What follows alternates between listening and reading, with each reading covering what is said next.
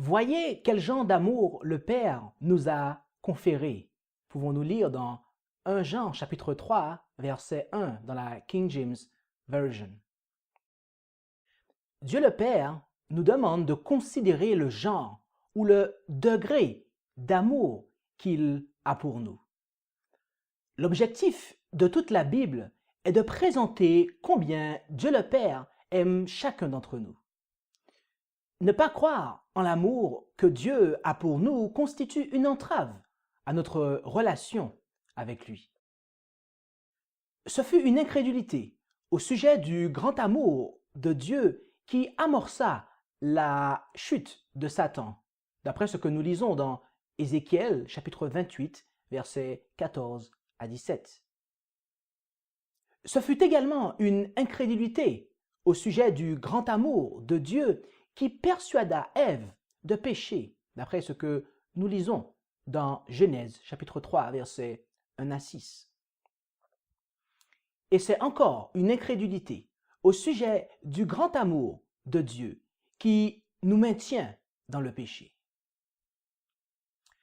Ce n'est qu'à travers une révélation de l'amour infini de Dieu que nous serons amenés dans une relation d'amour avec lui, laquelle surpassera toutes celles que nous avons pu avoir.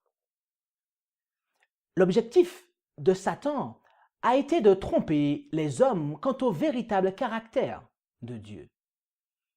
Il aimerait nous faire croire que Dieu n'est pas aussi aimant qu'il prétend l'être. Et il sait que s'il arrive à nous convaincre de cela, nous n'aimerons jamais Dieu de tout notre cœur. Ce n'est qu'à travers une juste représentation de son amour que nous arriverons à aimer Dieu de manière à accomplir le premier et le grand commandement qui, d'après Jésus, consiste à aimer Dieu de tout notre cœur, d'après ce que nous lisons dans Matthieu chapitre 22, versets 37 et 38.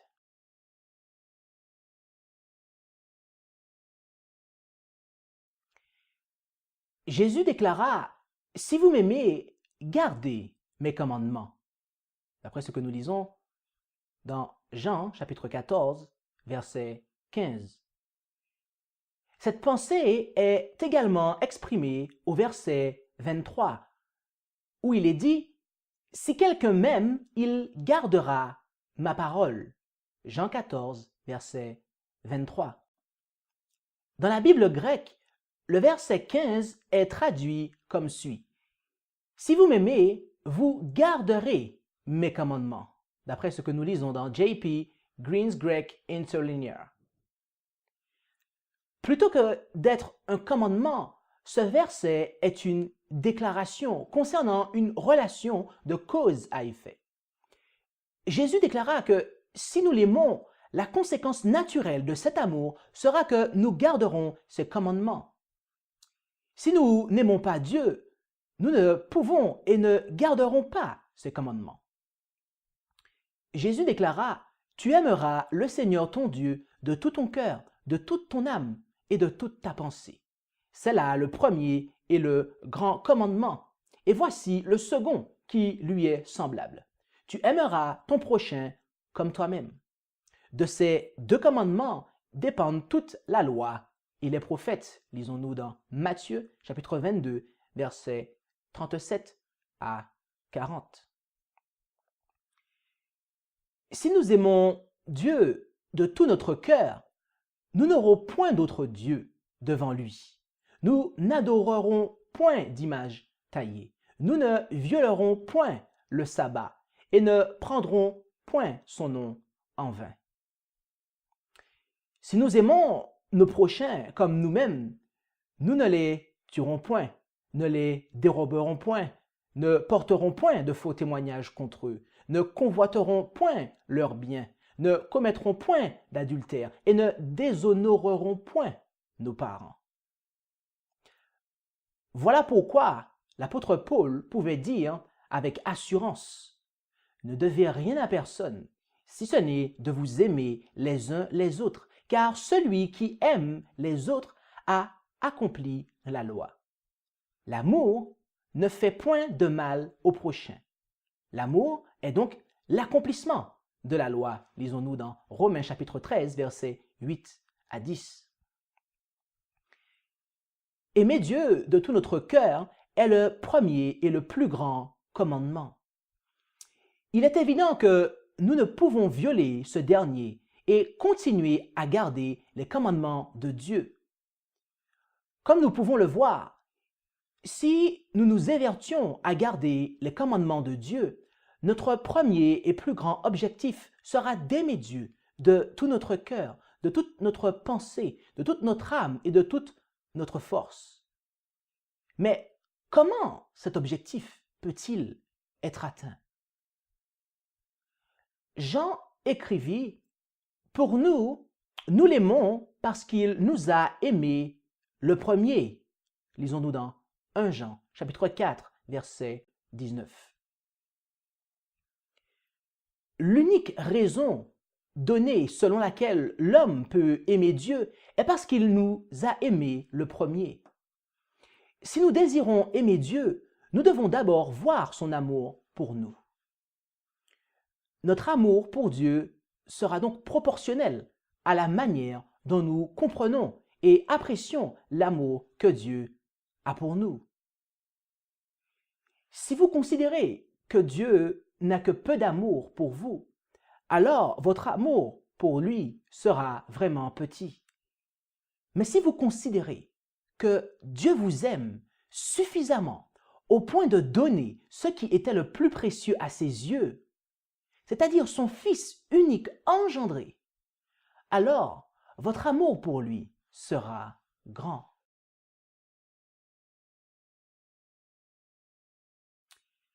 L'amour de Dieu envers nous a paru en ce que Dieu a envoyé son Fils unique engendré dans le monde, afin que nous vivions par lui.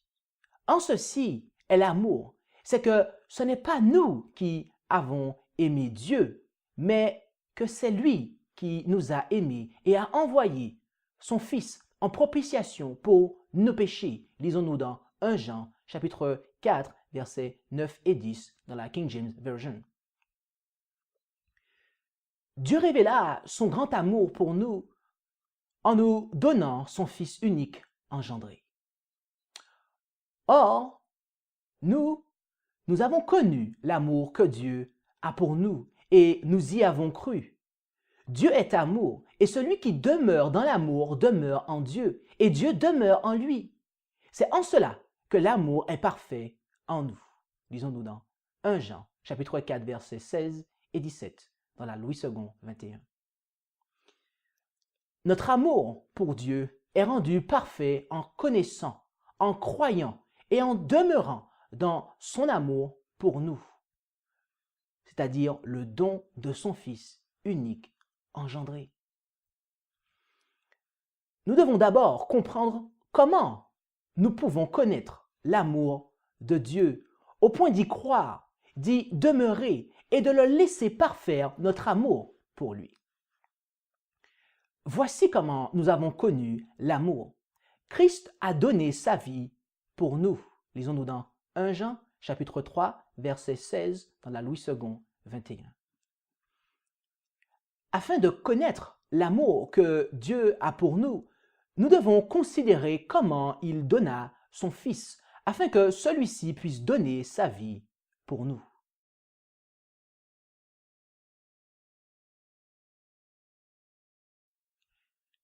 À propos de la nuit qui précéda la mort du Christ, Marc écrivit « Ils allèrent ensuite dans un lieu appelé Gethsémani. Et Jésus dit à ses disciples, « Asseyez-vous ici jusqu'à ce que j'aie prié. » Et il prit avec lui Pierre, Jacques et Jean, et il commença à être saisi de frayeur et fort agité. Et il leur dit, « Mon âme est saisie de tristesse jusqu'à la mort. Demeurez ici et veillez, c'est-à-dire prêtez strictement attention à. » Et s'en allant un peu plus en avant, il se prosterna contre terre, priant que, s'il était possible, cette heure s'éloignât de lui. Lisons-nous dans Marc, chapitre 14, versets 32 à 35. Jésus demanda à ses disciples de regarder ce qui était en train de se dérouler, car il souhaitait qu'ils connaissent et croient en l'amour que Dieu a pour eux, de sorte que leur amour pour Dieu puisse être rendu parfait. Considérons à présent ce qui se passa dans le jardin de Gethsémani. Le terme grec ektambo, qui fut traduit par saisi de frayeur, signifie être frappé de terreur, selon Thayer's Greek Lexicon. Quelque chose arriva à Jésus, et il en fut si terrifié qu'il pria par 3 fois afin que cette heure n'approche pas de lui. L'autre terme employé pour décrire la condition de Jésus est le terme adémonéo, qui fut traduit par fort agité. Ce terme signifie être dans la détresse d'esprit et être rempli de dégoût, selon ce que nous lisons dans Strong Greek Dictionary. Être rempli de dégoût signifie satisfaire pleinement l'appétit ou un désir de manière à provoquer une hostilité violente et soudaine ou un dégoût des sentiments au point de les abhorrer, d'après ce que nous lisons dans Grolier's New Webster's Dictionary. Jésus était en train d'expérimenter quelque chose qui l'amena à être dégoûté de ses sentiments. Et ce sont ces sentiments qui le terrifièrent. Quels étaient donc ces sentiments? Ésaïe prophétisa que l'Éternel a fait venir sur lui l'iniquité ainsi que la culpabilité de nous tous. Pouvons-nous lire dans Ésaïe chapitre 53, verset 6. Jésus expérimenta la honte que nous ressentons lorsque nous péchons, laquelle n'avait fait que s'agrandir jusque-là. Et c'est cela qui amena une séparation entre Dieu et lui. Mais ce sont vos iniquités qui ont fait la séparation entre vous et votre Dieu. Et ce sont vos péchés qui lui font cacher sa face pour ne plus vous entendre. D'après ce que nous lisons dans Ésaïe, chapitre 59, verset 2. Dieu nous aime assez pour donner son Fils unique engendré. Aussi, il souhaite que nous contemplions ou demeurions sur cette précieuse vérité. C'est que l'amour de Christ nous presse, c'est-à-dire nous contraint ou nous préoccupe. 2 Corinthiens chapitre 5, verset 14, dans la Louis II 21. Nous devons être préoccupés par la merveilleuse vérité selon laquelle Dieu a tant aimé le monde qu'il a permis à son Fils unique engendré d'expérimenter notre culpabilité et de souffrir des conséquences d'avoir eu cette culpabilité posée sur lui. Ésaïe écrivit « Tu garderas dans une paix parfaite l'esprit qui s'appuie sur toi, car il se confie en toi. » Lisons-nous dans Ésaïe chapitre 26, verset 3, dans la version Darby. Dieu sait que si nous demeurons sur le merveilleux amour qu'il a pour nous, cela nous modèlera et nous façonnera comme rien d'autre ne peut le faire. Si nous prenons constamment conscience de l'amour que Dieu a pour nous et que nous apprécions cet amour, nous serons finalement si dégoûtés du péché que nous refuserons de lui permettre de demeurer en nous plus longtemps. Ce n'est qu'avec l'aide de Dieu que nous pouvons vaincre le péché.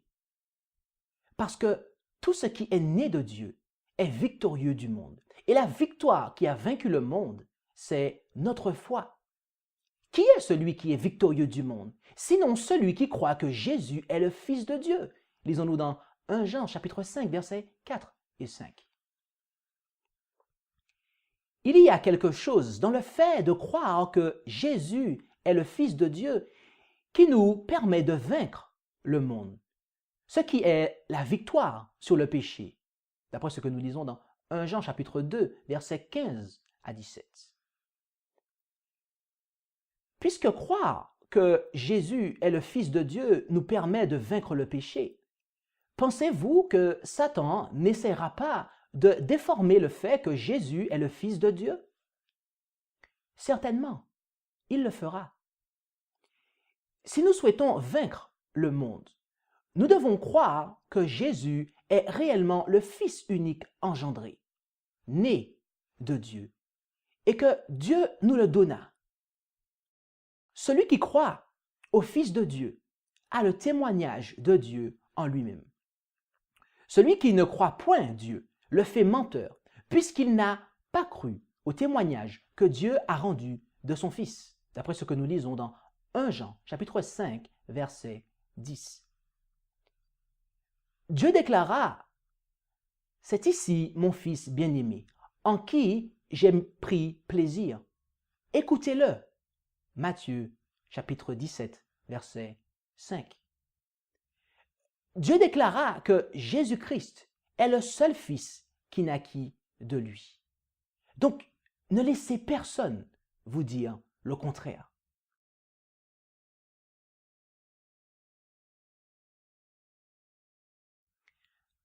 En parlant de lui-même, Jésus déclara « J'ai été engendré lorsqu'il n'y avait point encore d'abîme, ni de fontaine riche en eau. J'ai été engendré avant que les montagnes fussent assises et avant les couteaux. » D'après ce que nous lisons dans Proverbes chapitre 8, versets 24 et 25. Le terme hébreu qui fut traduit ici par « engendrer » signifie « naître », d'après ce que nous pouvons lire dans Gesenius Hebrew Lexicon. Jésus est littéralement le Fils de Dieu. Il est littéralement né dans le ciel avant que le monde fût. Ce n'est qu'en connaissant et en croyant que Dieu a tant aimé le monde qu'il donna réellement le seul Fils qui naquit de lui, que nous pouvons réellement parfaire notre amour pour lui. Par conséquent, ce n'est qu'en connaissant et en croyant que Dieu envoya son Fils unique engendré dans le monde que nous pouvons garder ses commandements. Dans les derniers jours, il y aura un groupe de personnes qui aimera Dieu de tout son cœur. Ils connaîtront l'amour de Dieu qui surpasse toute connaissance. Ils comprendront que Dieu nous a tant aimés qu'il donna son Fils unique engendré. Ce groupe de personnes est connu comme étant les 144 000. Ils sont ceux qui recevront le sceau de Dieu, d'après ce que nous lisons dans Apocalypse chapitre 7, versets 1 à 4. Ils seront sans tache. Je regardais ensuite, et voici, l'agneau se tenait sur la montagne de Sion, et avec lui 144 000 personnes qui avaient le nom de son Père écrit sur leur front. Et il ne s'est point trouvé de fraude dans leur bouche, car ils sont sans tache devant le trône de Dieu. Apocalypse chapitre 14, versets 1 et 5. Ces personnes ne se soumettront pas à la marque de la bête, et ils seront sauvés de toutes les plaies qui s'abattront sur la terre. Ces personnes comprendront l'amour de Dieu à un degré tel qu'ils ne pécheront pas. Le résidu d'Israël ne pratiquera pas l'iniquité et ne dira pas de mensonge, et une langue trompeuse ne se trouvera pas dans leur bouche, car ils pécheront et se coucheront, et il n'y aura personne qui les effraiera. Sophonie chapitre 3, verset 13 dans la version Darby. Ces personnes seront pour Dieu un témoignage révélant que l'homme peut vaincre le péché. Je souhaite, mes amis, faire partie de ce nombre. Mais il y aura dans les derniers jours un autre groupe, lequel recevra la marque de la bête. Il n'y aura que deux groupes au final. Il n'y aura pas de groupe intermédiaire. Soit vous recevrez la marque de la bête, soit vous recevrez le sceau de Dieu. Le groupe qui reçoit la marque de la bête n'aura pas vaincu le péché. Ils continueront à vivre dans les péchés qu'ils auront choisis. Quelle sera leur destinée finale à ces personnes? Voici, le jour de l'Éternel arrive, jour cruel, jour de fureur et d'ardente colère, qui réduira le pays en désolation et en exterminera les pécheurs, d'après ce que nous lisons dans Ésaïe, chapitre 13, verset 9. Les pécheurs seront détruits lorsque le Seigneur reviendra. Ils demanderont aux rochers de leur tomber dessus afin de les cacher de la présence du Seigneur. Chaque péché caressé, duquel on ne se sera pas repenti et que l'on n'aura pas délaissé, nous renversera en ce jour et causera notre destruction. Celui qui cache ses transgressions ne prospère point, mais celui qui les confesse et qui les abandonne obtiendra miséricorde. D'après ce que nous lisons dans Proverbes chapitre 28, verset 13. De grâce, préparez-vous avant qu'il ne soit trop tard. Il y aura une proclamation qui se répandra juste avant le retour du Seigneur. Et chaque cas sera tranché, soit pour le bien, soit pour le mal. Que celui qui est injuste soit encore injuste, que celui qui est souillé se souille encore, que celui qui est juste devienne plus juste encore, et que celui qui est saint se sanctifie encore davantage. Or, voici, je viens bientôt, et j'ai mon salaire avec moi pour rendre à chacun selon que ses œuvres auront été. Lisons-nous dans Apocalypse, chapitre 22, verset 21. Cela est un avertissement solennel, mes amis. De grâce, préparez-vous.